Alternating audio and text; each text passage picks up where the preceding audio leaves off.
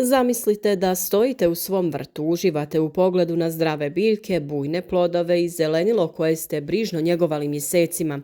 Sve izgleda savršeno, ali pod tim lišćem u sjeni stabljika ispod listova krije se tihi ali moćni neprijatelj. Smrdibube. Nisu glasne, ne grizu vas, ali polako i sigurno uništavaju sve što ste stvorili.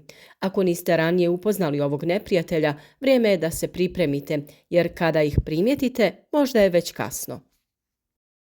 Preventivna zaštita od smrdibuba prirodnim sredstvima nije samo opcija za one koji vole organski uzgoj, to je sve češća nužnost. U ovom videu saznati ćete zašto su smrdibube tako opasne, kako ih prepoznati na vrijeme, te koji prirodni preparati vam mogu pomoći da zaštitite svoj vrt bez upotrebe agresivne hemije, jer prevencija je uvijek lakša i pametnija od liječenja. Zašto su smrdibube tako opasne za vrt? Smrdibube ili smrdljive stjenice su sve prisutne štetočine koje se hrane sokovima biljaka, probijajući tkiva plodova, listova i stabljika. One za sobom ostavljaju oštećenja koja mogu uzrokovati truljenje plodova, deformacije, pa čak i propadanje cijelih biljaka.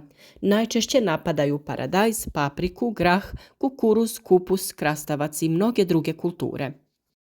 Posebno su opasne zato što su otporne, njihova gusta hitinska opna štiti ih od mnogih insekticida, a brzo se razmnožavaju. Ono što dodatno otežava borbu je njihova sklonost da se povuku i sakriju čim osjete opasnost. Često ih ni ne primetimo dok već nije načinjena šteta. Kao i kod mnogih drugih vrtnih problema, ključ je u prevenciji. Smrdibube je mnogo lakše spriječiti nego uništiti kada se razmnože. Prirodna rješenja i pravovremene mjere mogu stvoriti uslove u kojima se smrdibube neće ni zadržavati. Za početak tu su prirodni neprijatelji smrdibuba poput bubamara i paukova, oni vam mogu pomoći u ovoj borbi. Bubamare se hrane jajima smrdibuba, dok pauci love odrasle jedinke. Ipak često nije dovoljno ovih predatora u baštama da bi se značajno smanjila populacija smrdibuba. Tu su biljke koje odbijaju smrdibube i one su vaši saveznici iz prirode. Jedan od najjednostavnijih i najprirodnijih načina prevencije je sadnja biljaka koje svojim mirisom ili sastavom odbijaju smrdibube. Bosiljak, nevenika, difica, menta i lavanda, bijeli i crveni luk. Kombinacijom ovih biljaka među povrćem koje smrdibube napadaju, pravite prirodne obrambene linije koje sprječavaju dolazak smrdibuba. Biljni ekstrakti i čajevi za preventivno prskanje sljedeća su opcija. Jedan od najvažnijih koraka u prevenciji je redovno prskanje biljaka biljnim preparatima. Ovi prirodni preparati neće naštetiti korisnim insektima, ali će smrdibubama stvoriti neugodne uslove. Sapunica se priprema tako što se 300 grama sapuna otopi u 10 litara vrele vode.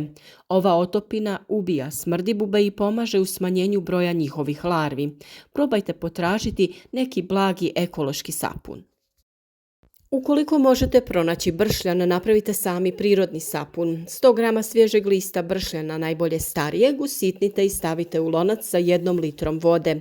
Pustite da proključa, a zatim kuhajte na laganoj vatri 15 do 20 minuta. Ostavite da se potpuno ohladi. Procijedite tekućinu i prskajte po biljci, to jest listove sa gornje i donje strane, u ranim jutarnjim ili večernjim satima.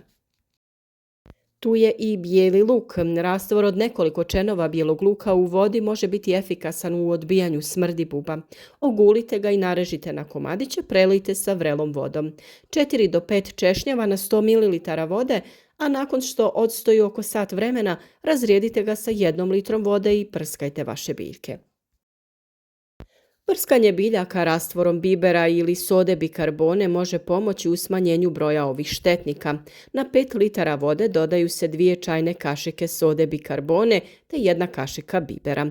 Nakon pripreme važno je da se procijedi tekućina kako mrvice ne bi oštetile prskalicu tokom upotrebe. Isto tako, na 1 litru vode možete dodati 1 kašiku mljevene ljute paprike ili čili paprike i sa tim tretirati biljke na kojima se inače pojavljuju ovi nametnici, naravno preventivno. Kombinacija bijelog luka i čili papričica odličan je čaj koji je super rješenje. 5 češnjeva bijelog luka, 1 kašika mljevene ljute ili čili paprike i litra vode. Samljeti bijeli luk, dodati papriku, preliti vodom i ostaviti da stoji 24 sata. Procijediti i prskati biljke svako 3 do 5 dana kako bi spriječili pojavu ovog štetnika. Listovi paradajza sadrže alkaloide koji djeluju odbijajuće na smrdibube, zato šaku svježih listova preliti sa 2 litre vode, ostaviti 24 sata, procijediti i koristiti kao sprej. Iako nije direktan repelent, fermentirani čaj od koprive jača biljke i povećava imunitet, pa su otpornije na napade smrdibuba. O tome smo dosta govorili, pa video potražite na našem kanalu kako sve možete koristiti i pripremiti koprivu. Ako su se štetnici već pojavili i krenuli raditi probleme u vrtu, iskoristite ih u borbi protiv njih samih. Smrdibube, znamo svi, kada su u opasnosti ispuštaju jak miris kako bi upozorile ostale da su u opasnosti.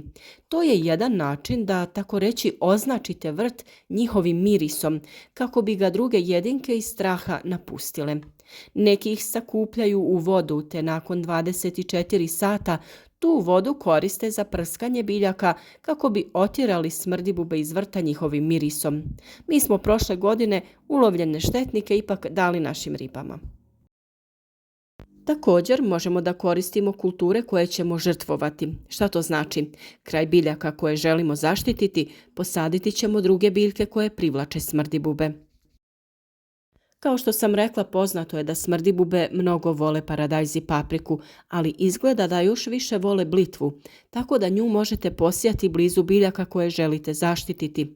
Od cvijeća im se dopada neven, pa da bi spasili vaš paradajz, posijte oko njega blitvu i neven, pa neka se smrdibube slade, samo da paradajz ostave. Onu blitvu koju ćete ostaviti za konzumaciju, posijte na drugo mjesto. Također smo primijetili da jako vole suncokret, tako da i on može biti jedna od biljaka koja će im odvratiti pažnju sa povrća. Osim što je ukrasan, što daje dozu šarenila vašem vrtu, a i od njega dobivamo ukusne sjemenke, on nam je savršen saveznik za okupljanje smrdibuba. Ovdje ćemo ih lako uočiti i sakupiti. Zaštita paradajza od smrdibuba zahtjeva pažnju, strpljenje i upornost. Pravilnim kombiniranjem metoda moguće je smanjiti štetu i sačuvati svoje biljke od ovih dosadnih insekata. Naravno, vrlo je važno da sa zaštitom krenete na vrijeme pri prvoj pojavi smrdibuba, a još bolje preventivno ukoliko ste već nekada imali problem sa ovim štetnikom. Postoji i opcija barijera i fizičke zaštite, zaštitne mreže koje ćete postaviti preko kultura poput kupusa, paradajza i paprike mogu spriječiti direktan kontakt sa smrdibubama. Tu je i opcija reflektirajućih traka i aluminijske folije.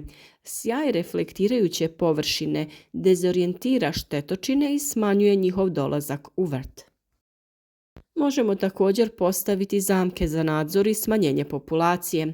Iako se ovdje fokusiramo na prevenciju, ponekad je korisno znati koliko je smrdibuba prisutno. Možete izraditi jednostavne zamke.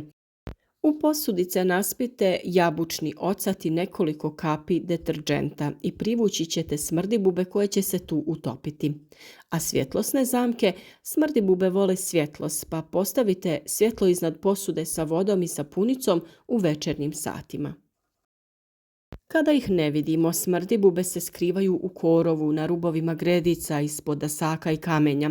Redovno uklanjanje korova, košenje trave i čuvanje vrta urednim smanjuje broj mjesta gdje se mogu zadržavati i razmnožavati. Često kažemo da je dobro prihranjena biljka jaka i otporna biljka i zato je najvažnije jačati njenu otpornost. Zdrave biljke su manje privlačne smrdibubama. Redovno prihranjivanje prirodnim sredstvima poput kompostnog čaja, ekstrakta, gaveza, rastvorom vode i drvenog pepela, rastvorom sirutke ili mlijeka pomoći će biljkama da same razviju otpornost. Sve o jačanju i prihrani biljaka imate na našem YouTube kanalu. Priroda pomaže ako znamo kako je slušati. U borbi protiv smrdibuba priroda je naš saveznik. Umjesto da odmah posegnemo za agresivnim sredstvima koja uništavaju i korisne insekte i tlo i okoliš, možemo promijeniti pristup. Prevencija, biljne barijere, prirodni repelenti i redovna njega čine razliku između vrta koji je napadnut i vrta koji blista zdravljem. I zapamtite, najopasniji neprijatelj je onaj koga ne vidimo dok ne bude prekasno. Zato djelujte na vrijeme. Vaš vrt će vam biti zahvalan.